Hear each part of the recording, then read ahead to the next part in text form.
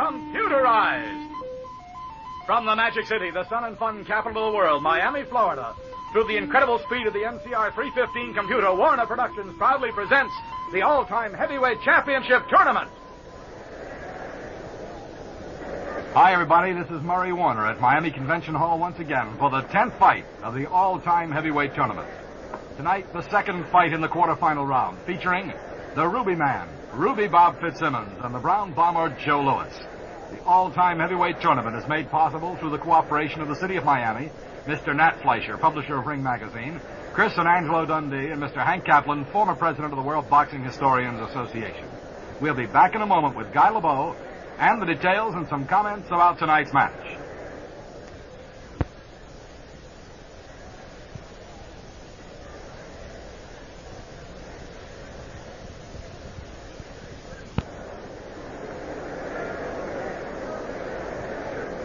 Back at Miami Convention Hall, and here's Guy LeBeau. Thank you very much, Murray Warner. Good evening, ladies and gentlemen. We've got another of the matches that have been so great in this tournament, Murray. An old-timer against the modern era fighter. You know, I think when these fights are over, people are going to have even more respect for the old-time fighters than ever. They can wallop as well as anyone, and boy, how they can take a punch. We've really had some goers in this tournament. And little Ruby Bob Fitzsimmons is obviously going to be a tough nut for Joe Louis to crack tonight. Ruby Bob, despite a big 23-pound disadvantage in weight, went 15 rounds with Jack Sharkey to win his first round fight on points.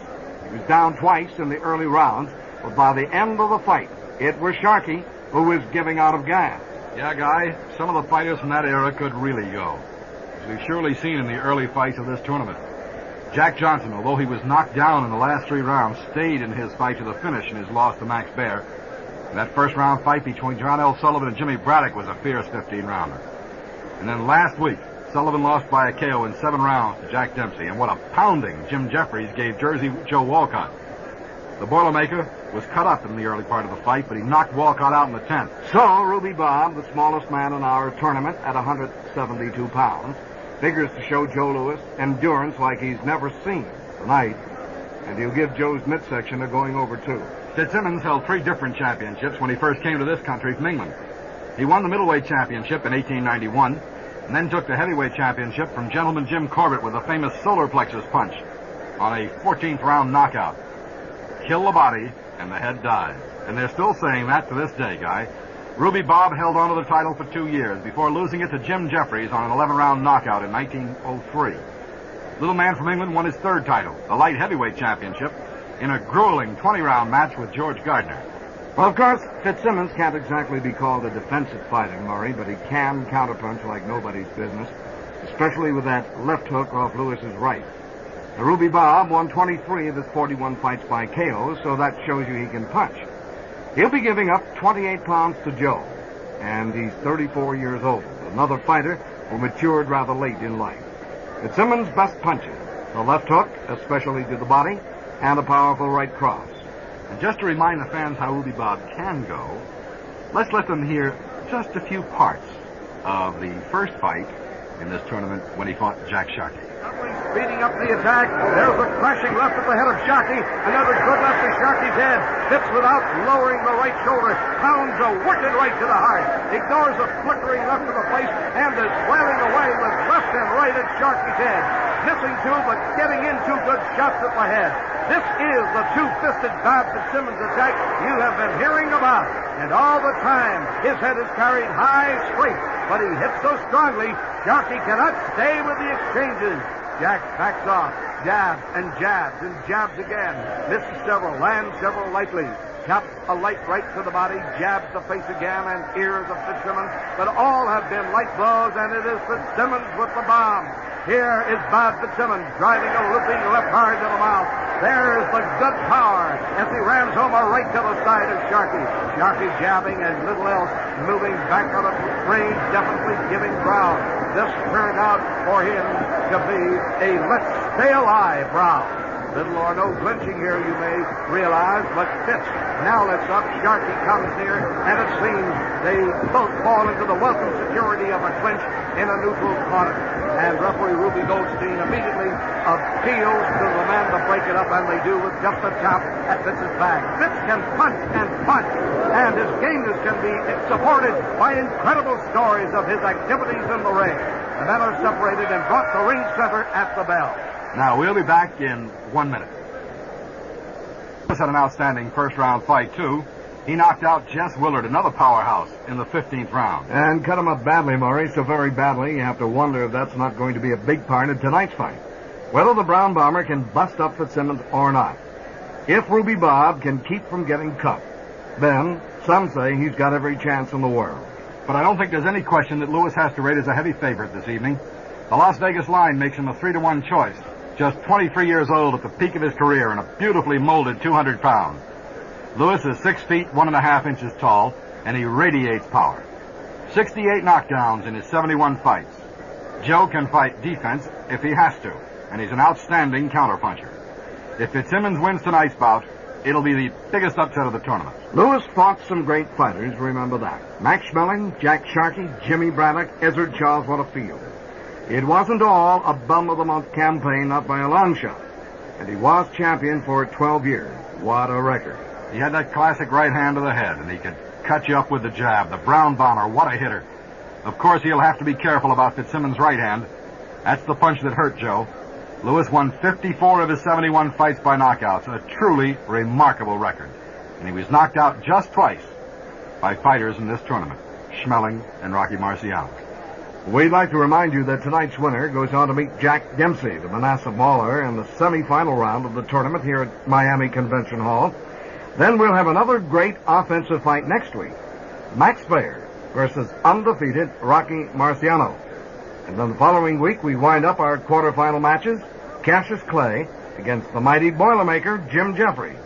Rocky Marciano, along with many other former heavyweight champions, so many other boxing figures, is here tonight at Miami Convention Hall for the second quarterfinal fight in our all-time heavyweight tournament. And agreed to talk with us, and did. We asked him about Joe Louis. He was a great amateur and a greater professional. Louis was probably the more superior boxer, probably as superior as a fighter. He had the killer instinct, which was so important, and so did Jack Dempsey. In my book, Louis might have been just a shade above Dempsey. We also asked him about Bob Fitzsimmons. I have met fans who think that Bob Fitzsimmons might have been one of the all-time greats. He certainly could punch, and because he could punch to the body in that time made him a great fighter and a champion. Just the fact that he could go to the body. I think it was since his time that we in professional boxing learned that the body attack is so much more important than an attack to the head. We say that a complete fighter is one that can punch to the body. It is very, very important in the overall picture. He had this down pat, and I think that it made him a champion, and he was a great fighter. And to predict tonight's fight, I'd have to pick Joe Louis. I think that Joe could have probably taken what Fitzsimmons could give, unless Fitzsimmons hit him right in the solar plexus with that terrific body punch.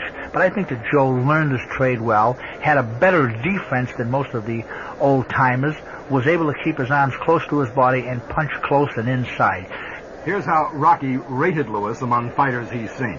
This was the greatest fighter I have ever seen in my lifetime. I guess in Joe Louis's prime, he was about as great as anybody could ever be. Angelo Dundee, who managed and trained Cassius Clay, one of the most knowledgeable and most active people in boxing today, gave us his opinion of Joe Louis. Joe Louis, you have to it'd take 1,000 words to describe Joe Louis. Joe Louis was the forerunner of good fighters. Joe Louis was the advent of a left jab. Joe Louis was the guy that thrilled the people. When he hit you with one punch, 7 followed. He was a combination fighter. He was just tremendous to look at. He must have been a fantastic fighter in his prime. Then told us what he thinks of Bob Fitzsimmons. I heard that he was a tremendous good banger for such a small man. And I've heard these stories, naturally, that he was big on top, small on the bottom. But anybody that size, it's hard for me to visualize him beating a good big man. Matt Fleischer of Ring Magazine is one man here tonight who can give us, I think, expert opinion with a capital E on Ruby Bob Fitzsimmons. And I talked with him about Bob. Bob had a powerful body punch, and when he landed the solar plexus, such as he did in the body of Mr. Jim Corbett, the opponent would indefinitely double up in pain and be stopped or knocked into a state of inefficiency for the rest of the contest. Then, of course, I put the questions and that about the Brown Bomber. Joe Louis was a marvelous all-around good fighter.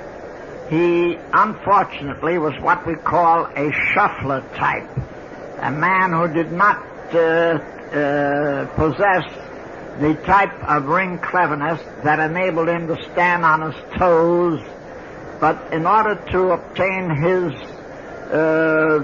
objective, it was necessary for him to shuffle in, keep going in by degrees to catch his man, but once he cornered him, the man had very little opportunity to get out of his reach, and a knockout usually was the result. In a moment, we'll get Jack Kern's views, but right now, let's take time out.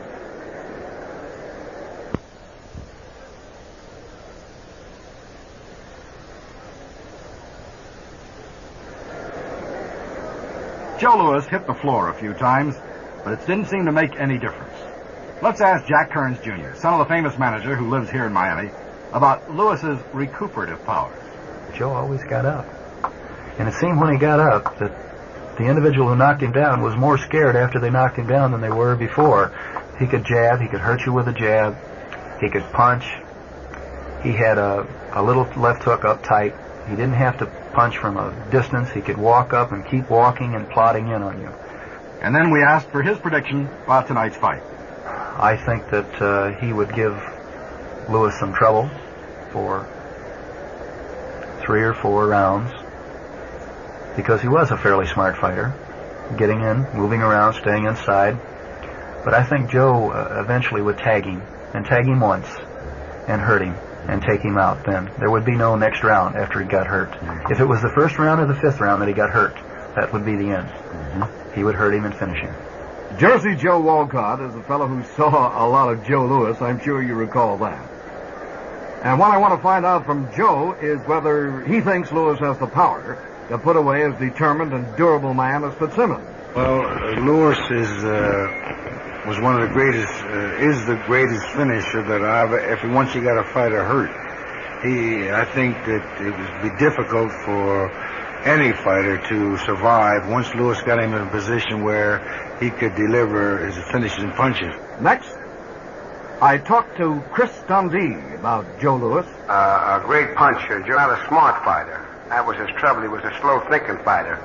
But for that, he made up in his punching power. He had probably one of the greatest left jabs that anybody would ever have. He could hurt you with a left jab. He could bust your face open with a left jab. And, of course, when I talked to Max Schmeling, who got a lot closer to Louis than most of us, I got a few other ideas about the Brown Bomber's cleverness.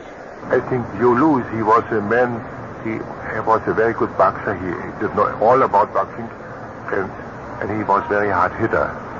And he had a very quick reaction, Joe Louis, and if he saw just a little hole, then he was right in. Jim Brannock, another fighter who saw Louis at close range, doesn't quibble about Louis's ability either. And although Joe was slow of foot, he was the fastest puncher that I ever had the pleasure of watching, and I had a close watch with him, too. This is how Jim commented about Joe Louis's punching that was in his memory. He was a great fast puncher because he just fill you with a punch and hit you with 10 in a fraction of a second. But he wasn't the greatest puncher. I wouldn't say he could punch as hard as Max Baer. But he was a really good puncher. He landed often, and he was a real machine gun puncher. Maury, I noticed that both of tonight's fighters are already in the ring. Joe Louis looking across the bigger of the two, and by far.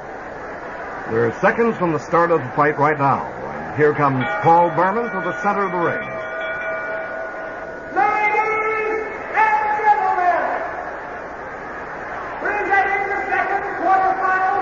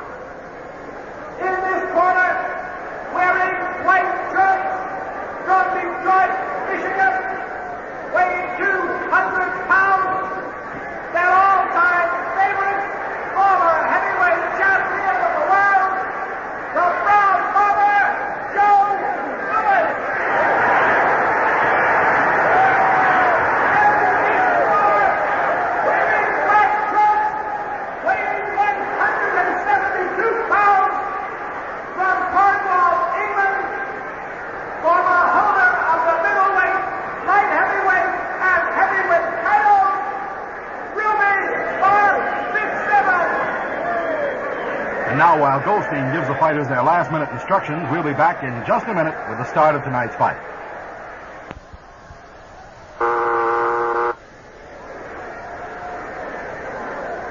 Lewis, expressionless, looking down toward Jack Blackburn, who's standing next to the corner, shouts up at him. Now, here's Guy. Thank you, Murray Warner. Good evening again, ladies and gentlemen. Here is the quarterfinal round between the ex-champions Lewis and Fitzsimmons, which on the face of it has to be an incredible matching. Fitzsimmons 172, Lewis 200. Out in the center of the ring, both men touch gloves. Lewis, a smooth, well-oiled fighting machine. Fitzsimmons, a rather irregular physical specimen, top chest heavy. They're off, and will this be an early KO for Lewis of the dynamite fists? Here's Fitzsimmons, left hand extended, right hand cooked at the waist. He takes a modification of the classic stance. Lewis has the left hand out, but not in jab position. They circle in the center of the ring. Lewis feints with the left hand. Fitzsimmons does not respond. Fitzsimmons feints with the left hand, and Lewis merely jerks his head slightly to the other side. Testing of the reflexes, nothing more. Fitzsimmons allowed Jack Sharkey to gain a considerable lead on him in the first fight in this tournament. Whether he will go out more immediately and try to command this fight with the dangerous brown bomber is a matter that should be decided fairly soon, I think. Lewis sends a good jab to the mouth. Fitzsimmons dances back a step. The guard is up. Lewis advances slowly on Bob Fitzsimmons, but Fitzsimmons is not moving from side to side, considered a traditional foot maneuver against Lewis in order to avoid being trapped. Lewis sends a light left jab to the head. There is another light left jab to the head by Lewis. The answer to that from Bob Fitzsimmons, a good, solid left hook to the chin of Lewis, and Lewis retreats a step, regaining his timing. He now knows something about Fitzsimmons' possible direct counter to the left jab. The trying and the prying continues. Fitzsimmons has moved his opponent back to the center of the ring. Fitzsimmons' head, complete with receding hairline, is not built in the usual large-sized fighter athletic type. From facial reference, he could be your bookkeeper and, at worst, your income tax collector. Lewis, moving a half step forward toward Fitzsimmons, now drives a straight right to the body. There's a pretty shot. Fitzsimmons takes the blow. There is no counter in turn. Bob Fitzsimmons, make no mistake about it, is a brutal body puncher on his own, and this will probably be in evidence later on, or certainly later on in this fight. Now Lewis moves back to the scene of action, moves to his left, a short half step, hooks the left of the head, tries another one, but Fitzsimmons blocks the second one beautifully. And Lewis is tied into a clinch. Here's Ruby Goldstein to separate him. Fitzsimmons has taken no real offensive position yet. He is an attacker. He does have a high-grade two-fisted flailing attack. The action here, though, is considerate of the man he faces. Lewis on the break does go to the attack. Lewis sends a hard left to the face, and on the heels of it, a hard left hook to the mouth. Fitzsimmons accepting the challenge, whips a straight left to the chin, fires a right to the body. It grazes Lewis, and Fitzsimmons then hooks a hard left to the head. Lewis takes and retreats, but stabs two lefts at the nose. Lewis speeds the attack. Here are two hard left jabs to the face by Lewis, and Fitzsimmons hooks back to the face. A good shot here by Lewis, and there's the bell.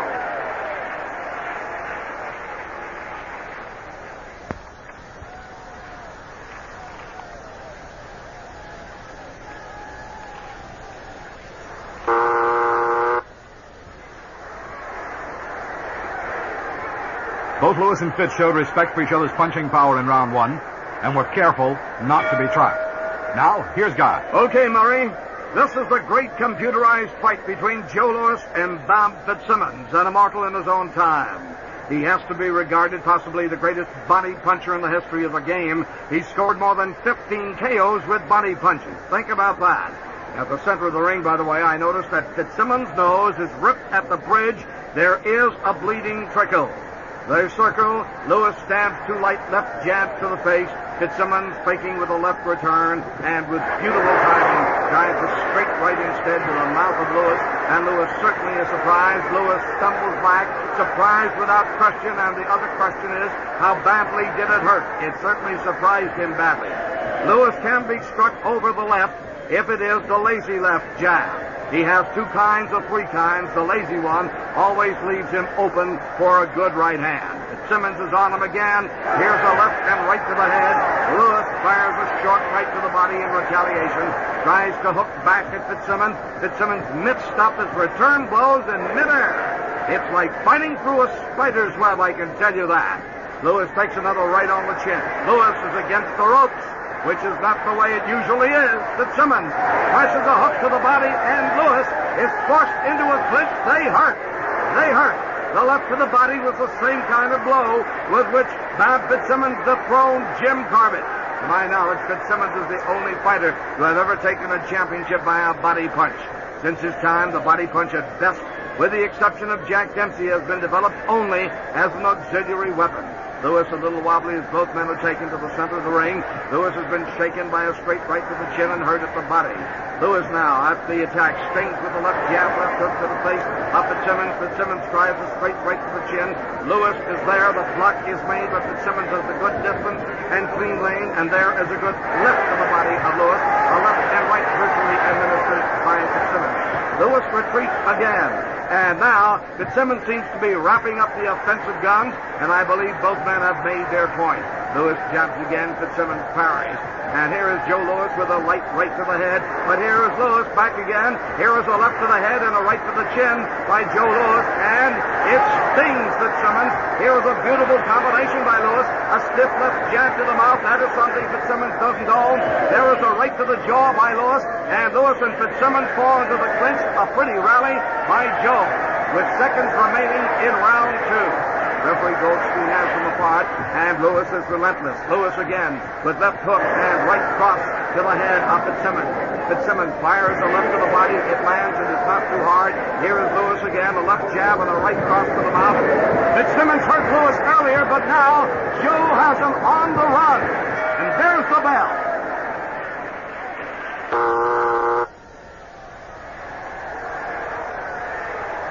Joe, looking every inch the beautiful fighting machine, dominates the ring, looking huge compared to the strangely built and slight Fitzsimmons. There's the bell, and here's Scott. Okay, Murray. Bob Fitzsimmons has started on the offense in faster order than he did against Sharkey, whom he allowed to build up a substantial lead. Fitzsimmons, I think, would find a comeback fight against Lewis comparatively futile. At the center of the ring, the brown bomber who tops Fitzsimmons by nearly a couple of inches is at full throttle very swiftly, and Lewis tries to bring Fitzsimmons under charge. He gums a hard left hook to the head. There is a right cross to the mouth that must have hurt, and Fitzsimmons immediately has to retire behind the ramparts of his big arms and try to take cover as Lewis follows immediately. Lewis trips the head again, misses a right. Fitzsimmons uncovers one eye and one ear, peeks out, leaps to Lewis's face, and there's a soft blow only with the left hand. Lewis, in retaliation, jabs to the head, crosses a solid right, and although Fitzsimmons loves to fight, loves to flurry, Lewis's first two punches of the fight, or of this round, are apparently dominant enough, and Fitzsimmons wishes to fight another day, not now. Here is the clinch right over our microphone. The bridge of Fitzsimmons' nose looks mashed and wide open. It's bleeding, but now I notice so is his mouth. There is no attempt in infighting by either man. Referee Ruby Goldstein takes them out to the center of the ring, and again I report Fitzsimmons bleeding a bit more badly. They break. This is the quarterfinal computerized round. Joe Lewis and Bob Fitzsimmons. Lewis goes to the jab. Fitzsimmons crossing Lewis for just a moment, tries a left counter to the body. Lewis has got that part of the body turned sideways. The blow lands ineffectually. Lewis misses a right to the face. Fitzsimmons hooks a left to the mouth. Their arms are tangled as they move into a clinch. And referee Ruby Goldstein is summoned again. Here's Lewis on the break, shooting two hands to the rib. Fitzsimmons works on the body, two arms to the body, and they move into a clinch again in seconds. On the break, Lewis rips left and right to the body. Lewis hooks the head with a hard left, and Fitzsimmons has been tagged by that left. Definitely, Fitzsimmons has been tagged by the left, and Lewis applies another left and right to the head, a left and right to the jaw by Lewis, and Fitzsimmons is down. Fitzsimmons is down the count. 4, 5, 6, he'll be all right. 7, 8, he's up at the count of 9. He's up at the count of 9, shaken, but he'll be able to resume. He made it. Ruby Goldstein is taking him out of the neutral corner, closer to the center, wiping his gloves off. Joe Lewis is champing at the bit, and there is the green light. Fitzsimmons gamely has his hands up. Fitzsimmons boxing. Fitzsimmons misses a right to the body. Lewis drops his head back to the left of the head. Fitzsimmons is short with the left hand. He still is groggy. He needs more time, and he successfully takes Joe to a clinch. Boy, that was close. And now they're broken up again in the center of the ring. There is a right-left hand by Lewis. He looks for an opening. He's trying to put him away with the right one. He can't find it. Now out in the center of the ring again, and there's the bell.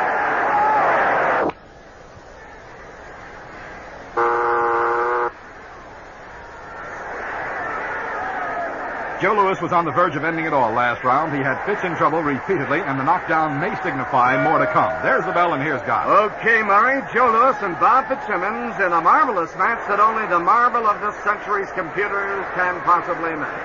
Out at the center of the ring, it's important to mention Fitzsimmons has given away considerable weight, and it could be a factor. Louis opening, jabs at the head, moves off to his right. Fitzsimmons showing fine comeback form. You'd hardly suspect, looking at him now, that he was just short of being knocked out. At least he went down, stayed there till the count of 9. Louis jabs at Fitzsimmons again. Fitzsimmons comes back with a fine left hook high on the head of the brown bomber. Fitzsimmons does not move his defenses as Joe keeps on jabbing. He takes a small step to his left to be even with Joe, who's moving slowly to his right on the jab. Louis again, the jab to the mouth as he moves into range, squared with Fitzsimmons, and Fitzsimmons drives a wicked hook to the body, and Joe did not block that one, and it drives him back. Now he's set again. That did drive Louis back. Louis feints at the head. Fitzsimmons has his gloves up in front of Joe's face, feinting and faking, feinting and faking. Joe looks through the maze of gloves, hooks a good left to the head, a right cross to the mouth by Joe, but takes a straight right in return, but not hard, and they're in a clinch. Referee Ruby Goldstein comes to the scene to break them up, and they break cleanly. Weight here has not yet been a factor, but we might point out Fitzsimmons has often given away 20 or 30 or even more pounds to an opponent and won. But when you give it to Joe, it's like a small pistol engaging the brand new GI carbine. Out at the ring center again, Joe goes to the left jab. Here's a good jab to the mouth. Fitzsimmons does not try to return the jab. He hasn't much of a jab. Fitz is bleeding at the mouth. Louis is one of the best jabs in the business. It's a deadly knife and listed as his second best punch. They move out to the center of the ring again. Fitzsimmons tries a left to the body. Joe blocks. Joe blocks a right that comes wailing in seconds later. And you remember that Tony Galento shot Louis up with fierce belts at the midsection, and Joe could take it down there. Louis, after the attack, jabs the mouth again at Fitzsimmons. Here's Joe with a pretty 1-2, a left hook and right cross to the mouth. Fitzsimmons throws a left bomb again that lands hard at the body, and they move to the clinch. For some strange reason, Louis is never compared against the bold era fighters. A Dempsey, yes, but a Marciano, no. It's probably because he's not known as a brawler. At the center of the ring, Louis hooks to the head, but Bob Fitzsimmons, who loves to mix with anyone, jabs and misses, but hooks a hard left to the head, following that with a big right bomb to the head, which makes Joe stumble a bit. He misses a right. Fitzsimmons tags him with a right, but Joe hooks and tosses to the face. A beautiful exchange. Fitzsimmons' mouth has been cut and is bleeding across from a previous cut. Joe jabs the face, jabs the mouth. Fitzsimmons hooks a beautiful left and right to the head, and there's the bell.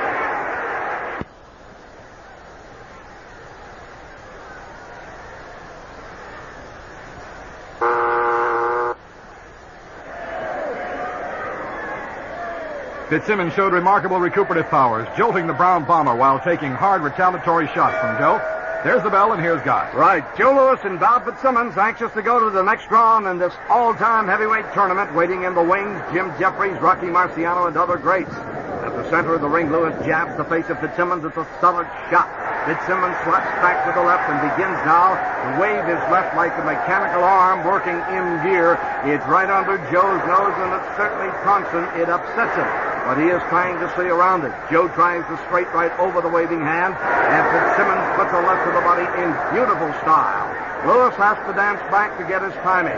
Louis is a picture athlete, trim at the hip, beautifully coordinated at the muscles. Fitzsimmons continues to advance on Joe. The left is spitting out from that crooked elbow, but it's Joe taking the initiative and sending a good right to the head, and Fitzsimmons has to move away. That was a good right by Joe, and suddenly they're at each other. Look at them, both throwing lefts and rights to the head. They're belting each other's heads silly in the center of the ring, and the crowd is roaring. Out of nowhere, each man spontaneously sprung at the other and started looping lefts and rights at the head, and now they've retired, taken a beat. And now Joe Louis begins to shuffle Fitzsimmons toward the rope. That was a flurry. He has respect, of course, for that man, Bob Fitzsimmons, and his bag of tricks. Bob must have had a lot going for him to accomplish winning 3 different professional titles. Louis at range now. There he is is with a jab at the glancing blow. Lewis jabs again. Fitz tries another straight right at the head. It's a blaster, and Joe comes back fighting again. Looping a left to the head, firing a right hard at the body. Fitzsimmons yields this time and dances away 2 steps. But Joe, with patience, takes only a step forward, and there is a brief pause in the action. But we have really had some. No one could foresee the spontaneous 2-man belting affair we had moments ago. Here are 2 of the best punchers in the business, and they both have great personal courage. And now back to work. Lewis jabs and crosses a pretty combination to the face of Fitzsimmons. But Fitzsimmons rams Joe's head hard with a left. And here is Fitzsimmons playing a straight right to Joe's head, and they're belting away at each other again. With each punch, someone comes closer to oblivion in this elimination tournament. Now they go into a clinch, and they both need it. Ruby Goldstein separates them and takes them out to the center of the ring. I think everybody wants the breather. What flurries we've had in this round. Out at the center of the ring, Lewis jabs the face. Fitzsimmons sends the combination to the head swiftly but lightly. Joe is on the move, and he takes them in light blows. Fitz has got some good speed, though. Joe, of course, has the speed in gloves. There may be none faster at the knuckles. Fitz misses a left to the body. Joe looks relieved. Here's Ruby Bob at long range, just tapping in the right at the body. Joe misses a short hook over the head. Fitz misses the body, and there's the bell. What a round!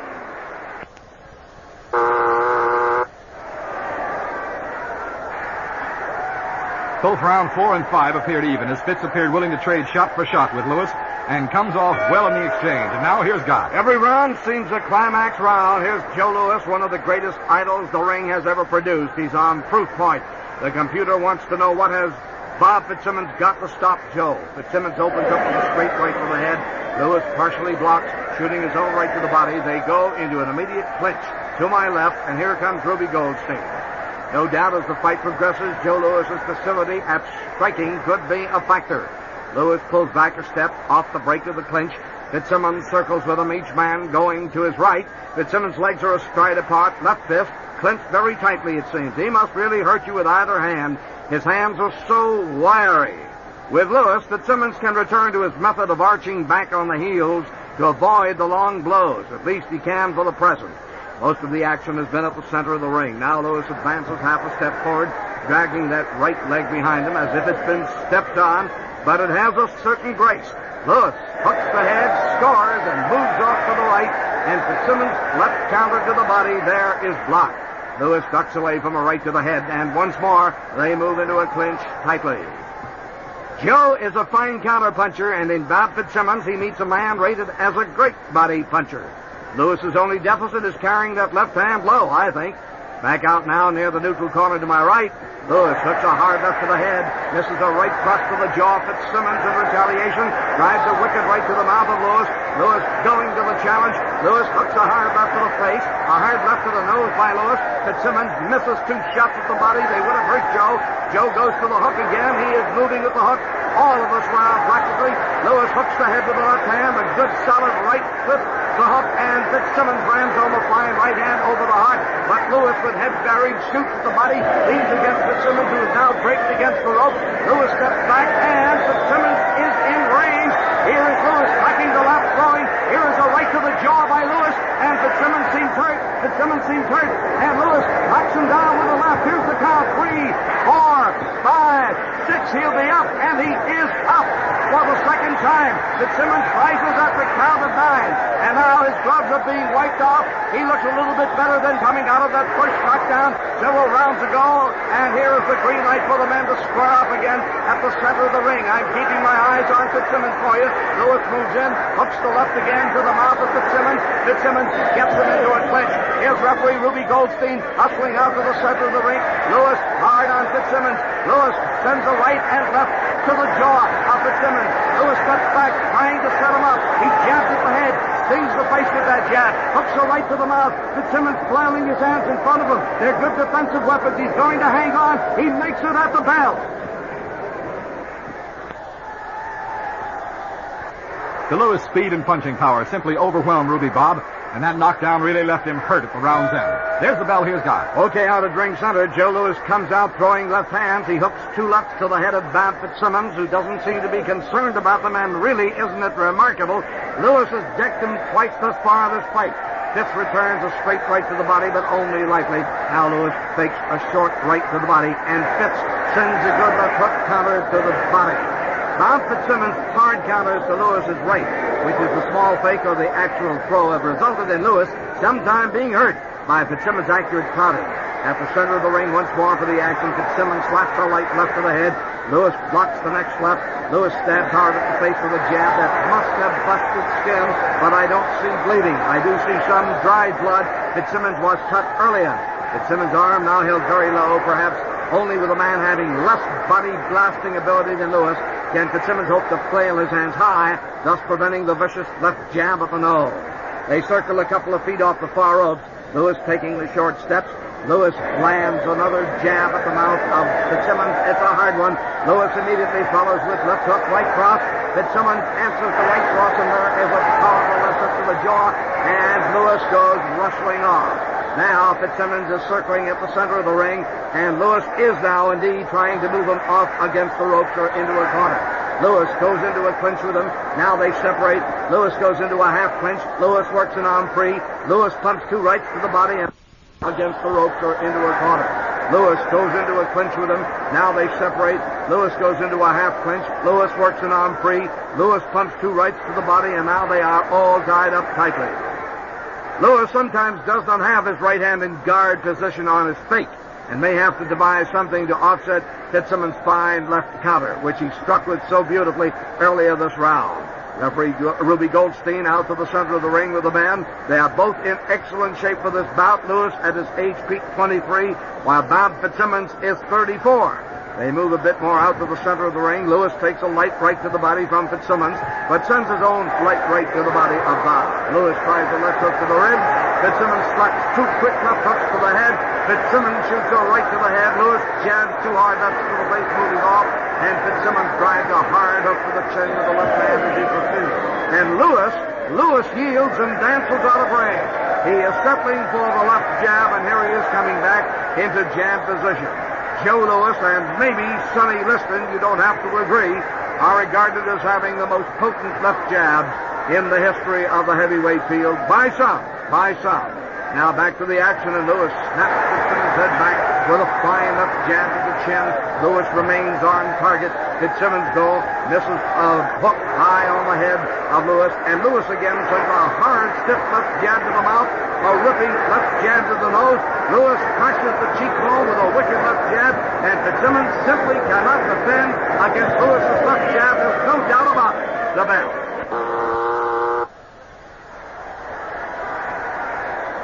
How Fitz managed to weather the head attack launched by Lewis, I'll never know. But this tough little man keeps coming on. There's the bell. Here's Guy. Joe Lewis brought one of the famous Lewis weapons into play, the jab, in the previous round. A weapon he used well against Lou Nova, against Max Baer, and against the better men he fought, generally. At the center of the ring, Lewis sends a light left to the mouth of Fitzsimmons, and Fitzsimmons puts a hard left into the face. How can he still do that after the blasting and lashing he has taken? Fitzsimmons tries a left to the body, but Joe just edges back. Fitzsimmons' face bears marks of the blasting he took in the last round. Here is Lewis trying a shot to the body, holding back when Fitzsimmons winds up a dangerous countering left. Now Joe leaps at Fitz and hooks to the head and hard. Fitzsimmons tries a left to the body, but Joe is inside quickly. He has no cruising room, but also Fitz has no hitting room. Joe's head is buried inside, and we have a clinch. Under Joe's pressing attack, Fitzsimmons moves slightly to the left now, off the clinch, and again tries to tie Joe up, and does. Joe is wriggling on the hook, though, shooting a right to the body and a light left to the head, throwing it virtually from underneath. Bob having trouble sustaining this tiger, and now does get him in chains. They're on the ropes, and here is a solid tie-up. Fitzsimmons has always refused to recognize weight differences. Once Fitz said of the difference of 40 pounds between him and another opponent, his weight difference will be prone anyway, so it doesn't matter. He was talking about Gus Rulon. Out at the center of the ring once more, Joe Lewis has not been working at supreme speed. Maybe he's taking a little bit off the fastball and wants to coast. Fitzsimmons' hands have kept him off his game a little bit, I think. Fitzsimmons sends a good hard left to the head, a light right to the head of Joe. Joe fires left and right in turn with strong effect. Joe wraps the body, Joe jabs the mouth and chin. And Fitzsimmons has to give ground. Lewis follows him in that shuffle. Lewis cuts across Fitzsimmons' mouth with the left hand, scores with a solid left hook and the right cross. Joe has KO'd 54 men. Many included were in the famous Bum of the Month tour, of course, but he also did knock out men like Galento and Billy Conn, and they were greats. At the center of the ring, Lewis and the great Bob Fitzsimmons, and you have to admire his great comeback sense and comeback courage.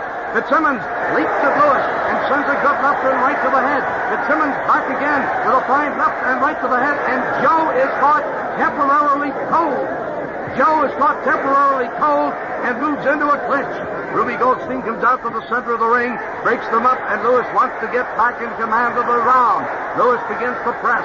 Fitzsimmons is going back to the ropes as Lewis pushes him there. There is the inevitable attack method of Lewis. Lewis shoots the left to the face, comes after him. A right left and right to the face by Lewis. Fitz counters with a soft left to the head. Joe partially slips the counter. Joe is half a step past Bob, makes a complete turn, and comes back with a good left hook to the head, but takes a good left and right to the jaw at the bell.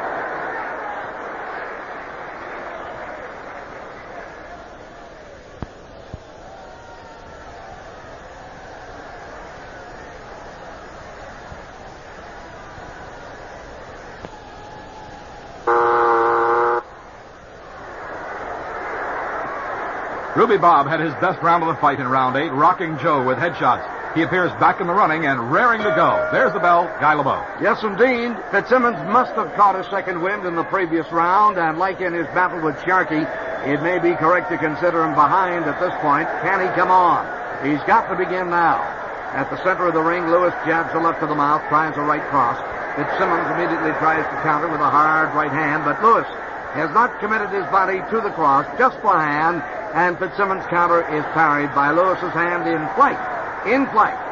This is virtually the first time that Lewis's right hand thrust has not brought a successful left to the mouth come steaming back from Fitzsimmons. Lewis begins to press toward Fitzsimmons. Fitzsimmons circles his hands in their respective orbits right in front of Lewis's face, as if he's taunting him. Fitzsimmons feinting with both hands. Fitzsimmons will stride back. Fitzsimmons pounds a hard left to the body. Lewis hooks hard to the head with the left hand and dances back, but comes right back to the firing line. Fitzsimmons fires the left hand again. Lewis drops, moves in close, whips a hard left to the head, and sends a right to the face, but not too powerfully. Fitzsimmons, in retaliation, hooks the left to the mouth. Lewis ducks under another left at the head, but brings up a hard, straight right to the chin of Fitzsimmons that drags his head back, and it hurt. And Lewis follows quickly with a left hook to the mouth, and that hurt. Fitzsimmons takes a step backward, finds himself on the ropes, and bounces quickly off the ropes. He punishes Lewis straight under the heart. That's really using adversity to advantage. Lewis, caught off guard for the moment, falls in for the clinch, and Ruby Goldstein speeds to the job. Fitzsimmons' style generally is to bob and weave from out of the semi-crouch. This particular style has bothered Lewis in the past, and Fitzsimmons will doubtlessly use it later on. Most of his fire has been at relatively standard stance. Now back to the attack. Fitzsimmons shoots a right down at the ribs of Lewis, who was in the semi-crouch. Lewis tries a hard left hook to the head. It lands. Fitzsimmons arches back on the heel and takes some of the power at long range and nullifies it. Lewis tries another left is short for that. Lewis rushes to close in the infighting. Lewis has a bristling attack going, a bristling attack. Here's a left to the chin, a right to the face by Lewis. A left to the head, a right to the jaw, all by Lewis. Fitzsimmons can do very, very little. Right there against the ropes. Here is Lewis burrowing in. Here's a left to the mouth, a right to the chin. Fitzsimmons is hurt, but he's still trying to fight back. And now he grabs Lewis and works him into a clinch. They're in a clinch on the far ropes. Here's Ruby Goldstein speeding to the scene. And now he takes them out to the center of the ring. And immediately Lewis is at work again. Here is Lewis backing Fitzsimmons back against the ropes. He has hurt him. And Fitzsimmons appears badly hurt. Here is Lewis with a left to the mouth, a right to the jaw. Fitzsimmons can only flail his hands in front of Lewis's face. He's doing nothing really with him except moving him up and down. Fitzsimmons takes a left to the jaw, a right to the head at the bell.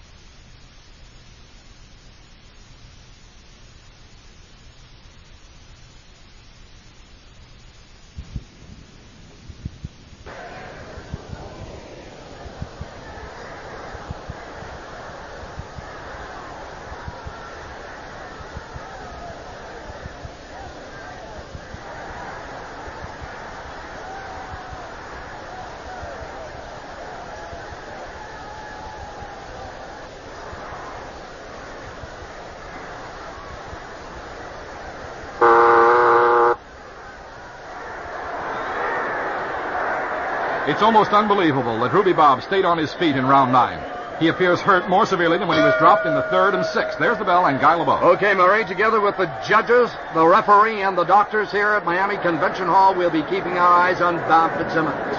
Lewis comes out determined, quickly takes to the jab. Fitzsimmons has been heavily dynamited in this fight, and particularly in the last round. Here is Lewis slapping a left jab at the mouth of Fitzsimmons, but missing the right cross that follows. However, his guards are up, and Fitzsimmons does not return in counter. Fitzsimmons backs off a step. Lewis jabs to the head again, jabs the 3rd time. Fitzsimmons stops the blow in midair very well. Fitzsimmons wraps Joe Lewis on the temple lightly. Lewis moves forward aggressively, hooks the body with a good strong left hand. Fitzsimmons falling back a step or two and takes to the clinch immediately.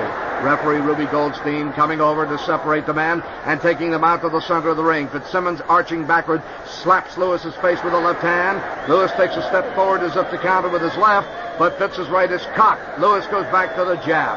Here's a good straight jab to the mouth of Fitzsimmons. Another good strong jab to the mouth of Bob, trickling blood, and also trickling blood at the nose. And Fitzsimmons moves back a step or two now. Now Lewis presses forward again. He's got Fitzsimmons near the ropes, and here's Lewis driving a straight right to the chin. Fitzsimmons' hands come down. He may be hurt again. Here's a left hook hard to the head by Lewis. Lewis shoots a hard left and right back to the face of Fitzsimmons. Fitzsimmons is draped over the ropes again. Lewis is smashing away. There's nothing to stop him now. Fitzsimmons' head is bobbing back and forth as he takes those terrible blows. Lewis is buzzing him brutally, and they're going to stop it. They're going to stop it, and fortunately so, I'm sure. Ruby Goldstein steps in between Lewis and Bob Fitzsimmons, and it is over. It's over. The great ex-champion will have to take no more. Bob Fitzsimmons took everything a human could be asked to take, and he asked no quarter. But now it is over, and finally he has yielded to the flashing dynamite of the fists of Joe Lewis, the crown Bob. So Joe Lewis wins by a TKO over the great ex-champion Bob Fitzsimmons. Come in, Mark. What a finish. Ruby Goldstein had no choice but to stop this before someone was killed. Lewis had Fitzsimmons out on his feet. Ruby Bob wouldn't go down, but his hands at his side simply took a rain of the hardest head punches Lewis could throw. His head slamming from side to side as Lewis unloaded bombs. But Fitz just wouldn't go down. And so, Joe Lewis moves on to the semifinals of this tournament by this TKO of Ruby Bob. And now, Paul Vernon is in the ring. Let's join him. Ladies and gentlemen, referee Ruby Goldstein stopping the fight in 1 minute and 45 seconds of the 10th round. The winner by a TKO, the proud former Joe Lewis.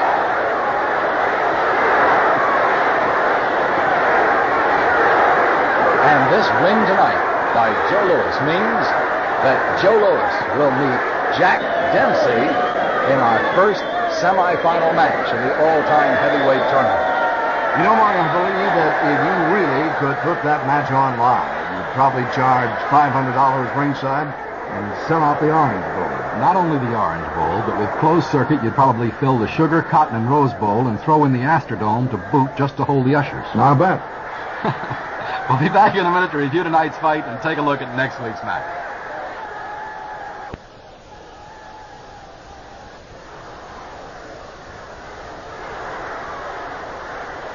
Guy, I believe we'll make an exception tonight on going over our pre-fight predictions.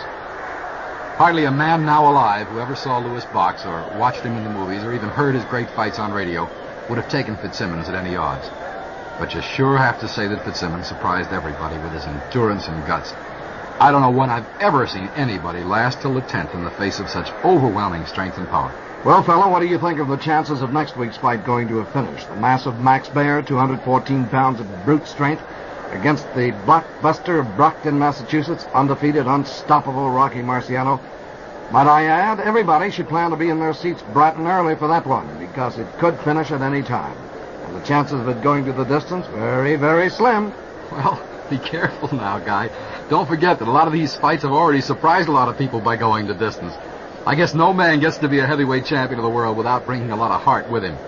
We certainly saw a marvelous example of that here tonight in Ruby Bob Fitzsimmons, who couldn't match Joe Lewis, but who refused to knuckle under, even though it was certainly obvious early that Ruby Bob would have a hard time winning this fight. Marciano certainly doesn't have the ideal physique for a fighter. Just 5'10 and a half and 184 pounds, so that makes any one of us eligible, almost. Actually, he isn't much bigger than Fitzsimmons. We asked Rocky about that. Well, I think that I became a dedicated fighter, and because I had single-mindedness, purpose of winning the title, I just overcame a lot of handicaps. A lot of people thought I had too short a reach to be a heavyweight champion. A lot of people thought I wasn't big enough to be a heavyweight champion. I have the big legs and was not too fast in the ring. But of course, with a great trainer like I had, who taught me balance and how to use my strength. The one thing I really had was strength. He taught me how to take best advantage of the strength that I had and how to get low. And because I could take a punch, I could stay in there and go to the body. Body punching became a very important phrase of my fighting. I hurt many opponent and was able to bring their guard down so that eventually I could punch them to the chin and take them out. Pretty much what Bob Fitzsimmons did. Yes, pretty much so. I think that because I trained as hard as I did, I became strong and rugged and was not afraid to take a punch and realized I had to get in close to do most damage. And so I was prepared for it. I was geared for it. And when I got into a fight, I took a punishment the first couple of 3 rounds, usually losing the early rounds, but was able to bore in and do damage with my short arm punching. That is where the arms are very close together and able to put a lot of power into 6 and 8 inch punching. Do you think your ability to take a punch was very important? Yes, I do. I think that I discouraged many a man who had more fighting ability than I did. That is, especially in the early part of my career, when I really knew not very much about the art of self-defense. I was able to take a punch, discouraged some of the better punchers who, after hitting me, were surprised that I was still coming in at them. Jack Sharkey described that when he said, what do you do when you hit a guy with your best Sunday punch and he just keeps coming? And there's so much truth to that, too, because I've had it happen to me where I've hit a man right on the point of the chin, realized it should at least made him do funny things in there, and if he didn't, then I became a little discouraged and sort of had to get in closer. It has a lot to do with the psychology of boxing, too. What about Maxie Bear?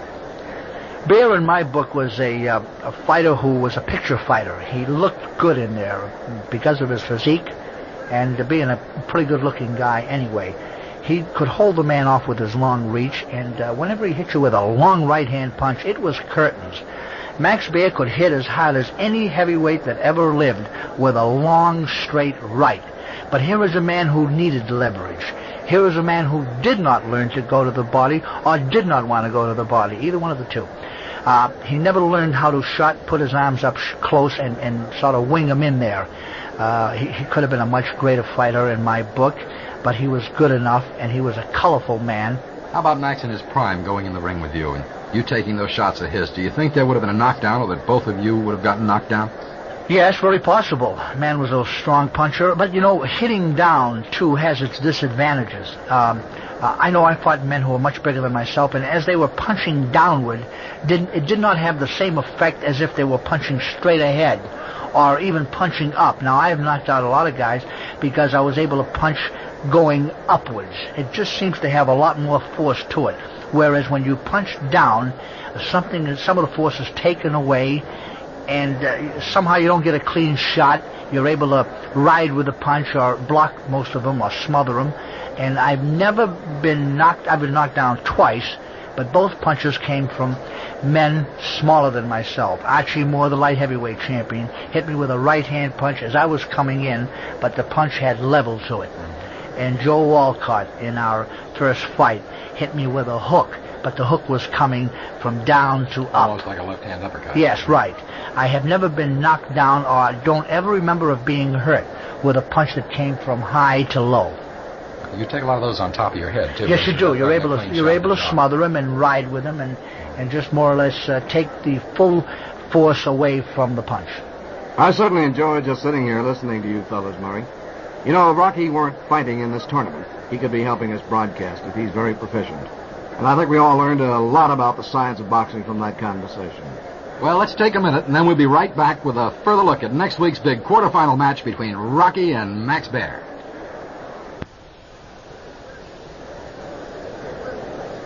Back at Miami Convention Hall, where Joe Louis TKO'd Ruby Bob Fitzsimmons tonight to go into the semifinal of our all-time heavyweight tournament against Jack Dempsey. And that's going to be some fight, too. Right, Guy? Right 1,000 times, Murray, but it can't have any more suck than next week's match, which I love. Max Baer, Rocky Marciano. Wow. The Rock has a great record, perhaps the greatest record in boxing. 49 fights, 43 knockouts, 6 decisions. Never beaten, down only twice, and he had his opponents down 61 times. This will be a fight without much defense. Rocky never claimed to have any, but he never gave his opponent much of a chance to get an offense started. Great condition, a little guy by heavyweight standards, 184 pounds at his prime with a reach of only 68 inches. He's 29 years old for this fight and stands 5'10 and a half. A great little man, no doubt about that. But can a great little man beat a top-notch big man like Baer? The Livermore Larriper, 6'2 and a half. 214 big pounds. A reach of 81 inches, only down 3 times in his life, and had 79 opponents on the deck 71 times. A crouch fighter and a headhunter. A two-fisted guy like Rocky with no defense to speak of, except that he's tough as nails, no real counterpunching abilities. Max Baer beat the great Jack Johnson, despite Johnson's reputation as a defensive fighter, in one of the early fights of the all-time heavyweight tournament, and by a decision. Johnson was down in the 13th, the 14th, and once more in the 15th, but Max just couldn't put him away. Let's listen to a bit of the 15th round of that fight. Both corners are on their feet shouting. Max is being implored to close with Johnson and bring the fight back to the slugging. Johnson leaps in, hooks the head, ties Max up. This fight is running into history. The big NCR 315 computer has held numerous surprises for us tonight. Johnson has apparently now abandoned the jab. It may leave his left hand extended with too little recoil power to strike at the head countered by Baer. Baer fires at the body. It's cushioned, but not completely blocked. Johnson fires a wicked hook to the body, and another submarine to the belly by Johnson. And Baer, winged by the body attack, is now fighting back. Max is at the head again with left and right at the head, all by Baer. Johnson has unleashed trouble for himself. Baer now, with Johnson slowed, rips them out and faced with left and right. Johnson vainly tries to counter. Max is at him again with a brutal right to the head, a left and done, another straight right to the face. Johnson weaving around. He's hit by another right, and Johnson is down. Johnson is down with only a little left in this round. Here is the count. 5, 6. He will resume. He is going to get up at 9 and does. Referee Ruby Goldstein immediately springs out to the center of the ring to wipe off his gloves, and we're back to the action. Can Baer put him away? Johnson runs away on Max's charge, then fires a right left to Baer's body. Baer's got him on the rope. The clock is heading to finale. Baer, ducking people close by Johnson, is standing there just tearing Johnson's head to shreds. Left and right to the head by Max Baer. Johnson could fall again. He could fall again, but there is the bell. Johnson was a master at staying away, Guy, even when he was in trouble, but this will be an altogether different fight next week. The ring simply won't be big enough to keep Baer and Marciano from ripping each other up. If Baer had kept in shape, Murray, boxing people seem to think he could have done almost anything. For example, I've been talking to Chris Dundee, the famous Miami Beach boxing promoter, about Max. Max Baer could take a good punch. He could give a good punch. He was a happy-go-lucky type man. He never took his business seriously. What about Rocky Marciano? Rocky Marciano was probably one of the toughest fighters that ever lived. Rocky had one good thing going for him. He had condition. He was always in great condition. And Rocky could punch. Rocky could hit you in the arms and paralyze you. And he could take a good punch. The only bad thing about Rocky was that he was small for a heavyweight. As heavyweights go, he was not a big man. He was a small fellow. And his arms were very short. So Rocky had to depend on his strength and stamina and heart. He had all heart. In 1 minute, we'll hear Joe Louis's opinion about Baer and Marciano.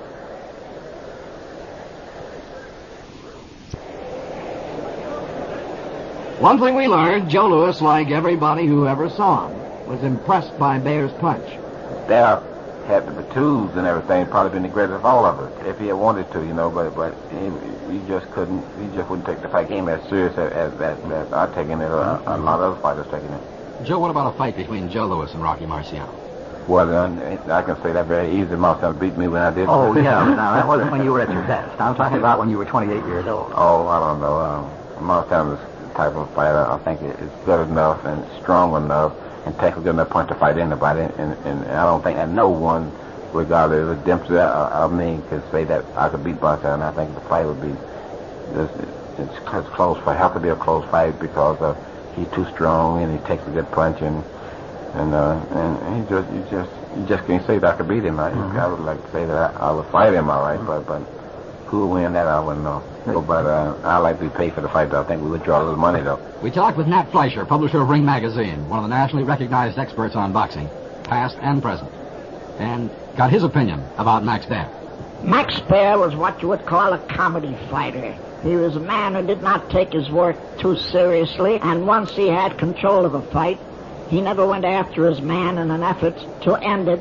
Baer was a very powerful hitter, and if it weren't for his playboy tactics, would undoubtedly have gotten into the first 10 of all greats. In what would have to be regarded as the real surprise of the tournament's early fights, Baer outpointed Johnson, the man Fleischer rates as the greatest heavyweight who ever lived. Angelo Dundee is a man who saw things in Baer that not everyone saw. Perhaps as a manager and trainer, he thinks about bringing out those things. We asked him about Max Baer. One of the most thrilling fights I ever saw. I saw him fight, and to me, he should have been a great fighter, not a good fighter, because he can knock you out, he can box you, keep you on the end of his long left hand, he can hurt you with body shots. Vastly underrated. Of course, Angelo likes Rocky Marciano. Everybody in boxing does. The Rock was the most underrated heavyweight of all time, because to me, The Rock was not given any credit for his effectiveness. In other words, he was very effective at getting away from punches, and all they ever said was he took punches. I seen him. He's the only heavyweight that I know could punch out of a slip and hit you with 10 punches on the way up out of the slip. In other words, a very difficult maneuver. In other words, I seen him when he looked like he had 2 left foot. He couldn't even walk properly. And I think he did a fantastic job, and he is the only heavyweight champion to retire undefeated. Maybe Jack Sharkey summed up Baer best. Well, he's a rough, tough guy. He'd be a heck of a guy to meet in a dark street some night, because something's got to happen. In a minute, we'll be back to wrap up tonight's fight.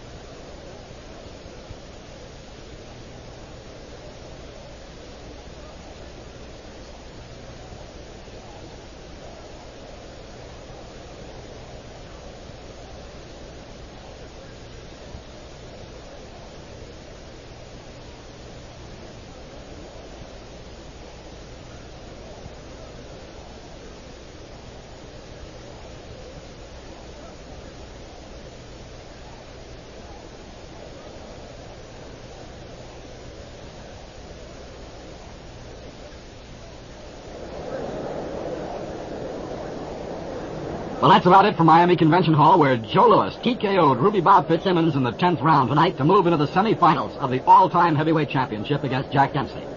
Next week, another great match between 2 of the greatest sluggers ever to step into the ring. Rocky Marciano, the Brockton blockbuster, versus Max Baer, Livermore Larrabee. Same time, same station. Don't miss it. Till then, this is Murray Warner and Guy LeBeau saying thanks for listening. We'll be expecting you next week. From Miami, Florida, you've been listening to the All-Time Heavyweight Tournament, a copyrighted feature of Warner Productions. Reproduction or rebroadcast of any part of this series without the written consent of the producer is prohibited. The All-Time Heavyweight Tournament is recorded and computerized.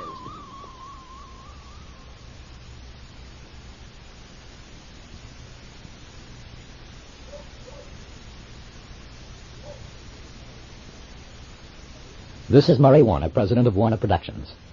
For the past 12 weeks on this radio station, you've heard a series of computerized fights matching the greatest heavyweights who ever lived in an elimination series for the all-time heavyweight championship of the world.